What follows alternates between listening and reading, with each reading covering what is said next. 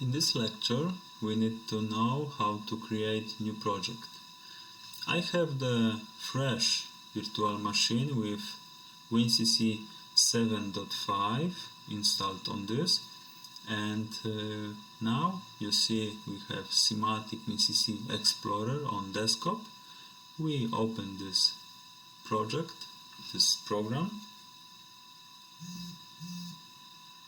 After a few seconds we see the window, Wincc Explorer window, with information about the new project, the single user project, multi-user project, or the client project, or existing project. We can open another project we have from someone.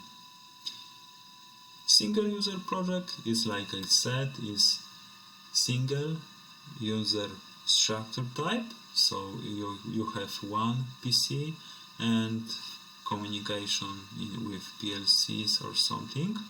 Multi-user project is for server clients, and client project is for client. Now we create new project, Wincc Programming V7. We choose the folder where we want to make this. Let's choose the desktop. And we click the Create button.